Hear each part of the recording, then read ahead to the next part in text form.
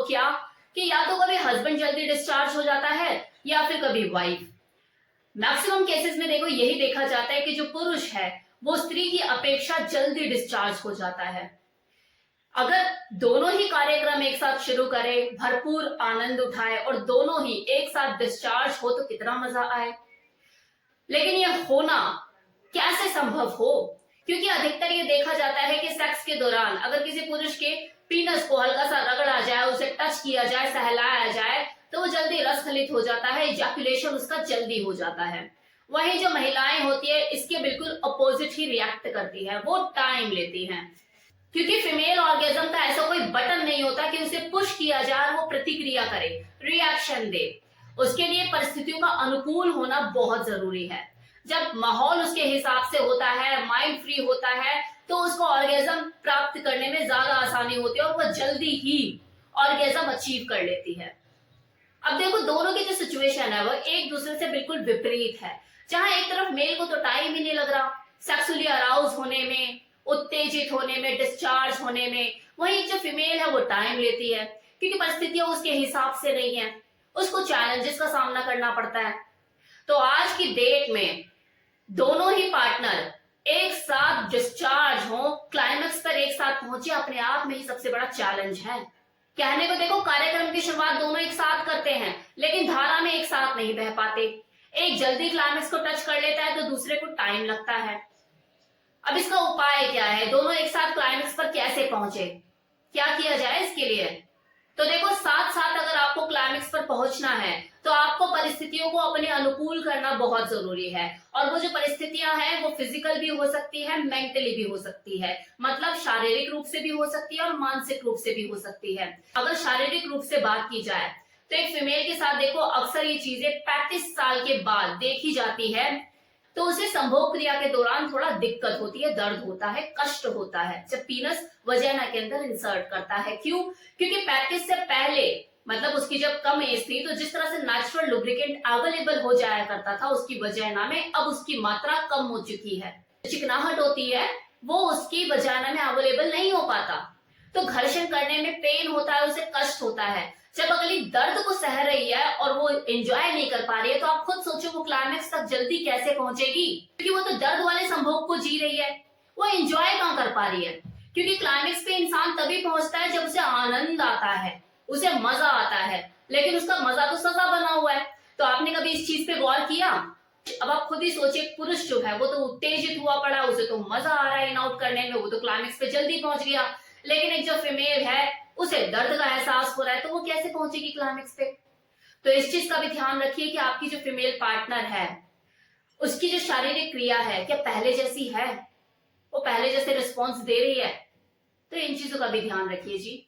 दूसरी चीज, सिर्फ वजाइनल इंटरकोर्स ही जिम्मेदार नहीं होता किसी फीमेल को ऑर्गेजम प्रोड्यूस कराने में। यही रीजन है कि अधिकांश महिलाएं ऐसी चाह रखती हैं अंदर से कि मुझे कोई फिंगरिंग करे, मेरे क्लिट को अपने मुंह से स्टिमुलेट करे, जीभ मतलब कि टंग से टंग प्ले करे और वो उसे स्टिमुलेट करे और मैं उत्तेजित हूं। कुछ महिलाएं बोल देती हैं ऑरल करने के लिए, कुछ नहीं बोलती हैं। तो ये आपको देखना है, क्योंकि अगर आप उसे फिंगरिंग करते हैं, टंग प्ले करते हैं, तो इससे भी वो क्लाइमेक्स पर जल्दी पहुंचेगी। लेकिन इस दौरान आपको अपने ऊपर संयम रखना है। पता लग रहा है वो तो आहें भर रही है, मॉर्निंग कर रही है और आपका तो बैठे बैठे डिस्चार्ज हो गया। आपने फिंगरिंग क्या करी, उसने मॉर्निंग करी और आपका साथ में डिस्चार्ज हो गया। अगर किसी हस्बैंड को अपनी वाइफ के साथ क्लाइमेक्स पे एक साथ पहुंचना है तो आपको इस बात का ध्यान रखने की जरूरत है कि जिस तरह से कोई औरत सजने संवरने में टाइम लेती है, जब किसी पार्टी में जाते तो टाइम लेती है ना, सेम इसी तरह से वो क्लाइमेक्स पे पहुंचने में भी टाइम लेती है सेक्स के दौरान। तो अगर आप जल्दी पहुंच जाते हो, चरम बिंदु को जल्दी छू लेते हो, तो आपको थोड़ा सा संयम बरतने की जरूरत है, आपको खुद को बांधने की जरूरत है ताकि आप जल्दी रस खलित ना हो पाए, और उसके लिए आपको अपने माइंड को डाइवर्ट करने की जरूरत है।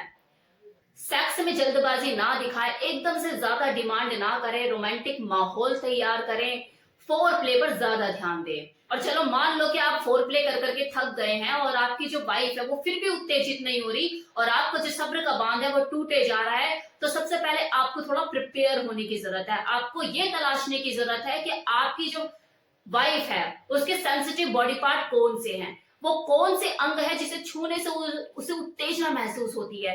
क्या पता आप उसके लिप्स को स्मूच किए जा रहे हो, उसके कानों को रब किए जा रहे हो, लेकिन जो उसका जो टर्निंग पॉइंट है वो उसकी क्लिटोरिस हो। आपने उसको रगड़ा, फिंगरिंग करी, अपने जीभ से उसकी क्लिटोरिस को सहलाया, क्या पता वहां से वो उत्तेजित हो। तो ये भी तो आपको ही तलाशना होगा ना। तो इन चीजों का ध्यान रखकर चलिए, प्रैक्टिस की जरूरत है, क्लाइमेक्स पर आप दोनों साथ ही पहुंचोगे। तो ये तो था फीमेल का पॉइंट ऑफ व्यू, जो मैंने आपको बताया कि किसी फीमेल को जल्दी क्लाइमेक्स पर पहुंचाने के लिए आप क्या क्या उपाय करें।